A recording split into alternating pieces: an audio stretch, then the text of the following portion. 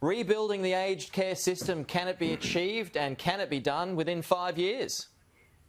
Well, it has to be. You know, the time for excuses is now over, Pete. We've got the evidence, we've got the report, got the recommendations. Now's the time to act. You know, we've got a report here that just lays it bare in all its horror, that people, you know, effectively being starved to death or dying in pain. The statistic that stood out for me was something like 1 in 5 people being physically or sexually abused in aged care. You know, just think about that, Pete. You know, up to 1 in 5 people being physically or sexually abused in aged care. If that's not a crisis, I don't know what is. We've got the report. We've now got to implement it. If we don't, frankly, if we don't, the next generation of politicians are going to end up apologising for our failure to act. Yeah, but I mean, it's the successive governments that have failed here, Jason. I mean, that goes to show how complex the system is. And that's why a lot of people would believe now that if you can fix it within 5 years, well, that's just a pipe dream. Well, look, listen to what Ian said in his response to you just a moment ago. He said, if there's enough political will, you can do anything. And we proved that in COVID. Yes, it's hard, but this is important. You know, you've got millions of Australians at the moment, you know, looking at this report, hearing about it on TV right now, thinking, I'm going to end up in aged care in the next 10 or 20 years. And this place looks like a prison, looks like a horror show. Now, you know, I know from my own experience, I've got family in aged care, that there are great aged care centres, that the workers who work in aged care do a terrific job, but there are some awful places as well. This is about extra funding, but it's not just that. Read the report and you see there's a cascading list of recommendations that deal with a whole bunch of things. If we're going to get this right, we've got to implement all of them to make sure that we give the care that older Australians need now and are going to need in the future when more and more Australians are going to need home care and residential aged care. No, we all have a stake in this eventually. Does Labor support a 1% levy?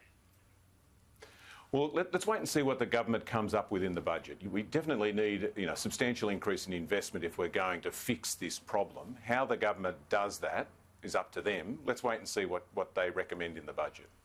There are concerns, and Ian Henschke just pointed this out, when it comes to the levy or whether it's an increase to the Medicare levy, that it's going to get swallowed up in administration from various companies, so nothing will actually be achieved by that anyway. Would you share those concerns? Well, I was listening to someone on the radio this morning. They made the point that under the existing funding, you've got some aged care centres that provide fantastic care and other aged care centres that provide, you know, horrific conditions and terrible care. So that's why I make the point that money's part of it, but it's not the entire solution here. You've got to have accountability. You've got to make sure that people are providing the right level of care and they're accountable for the services they provide. Only if you do all of that are you going to make sure that the money's not swallowed up and just goes to corporate profits, and that people actually get the sort of care that they need, that they don't end up starving to death, dying in pain, or getting, you know, even worse. You know, what we saw in the report, people getting physically and sexually abused in their dying days. Can you think of anything worse? No, there wouldn't be. But I mean, but we're going to have to pay for this somehow. And what other way is there that you would think deserves some attention and deserves some merit, if not a 1% levy or an increase to the Medicare levy? What else could it be? Yeah, and look, I'm not going to anticipate what the government has in mind. They're in government. They've said that they're going to put forward a solution in the budget in May. They'll be looking at this right now, so they should. This has got to be a top priority. If we don't do this now, we will rue the day. And as I said, in 20 years' time, there'll be another bunch of politicians apologising for us and our failure to act. Big story emerging when it comes to housing, and has been doing so for quite a while, I should add. Jason, house prices have just had the sharpest rise, monthly rise, would you believe, in 17 years. Every capital city saw gains. What would Labor do to address that? Well, Pete, anyone who tells you there's a silver bullet that fixes housing affordability is just lying to you. There's no simple one-off solution. But as long as wages are growing like this and house prices are growing like that, things are just going to get harder and harder. I tell you what we won't do, and that is what some of the people in the Liberal Party backbench have been suggesting, and that is that you should rip out money from superannuation and put that into a house. All that would do is make this situation even worse. It would just put fuel on the fire. There was a report came out on Friday that said that if people could take $40,000 out of their super to buy a house, it would increase house prices in places like Sydney by $130,000.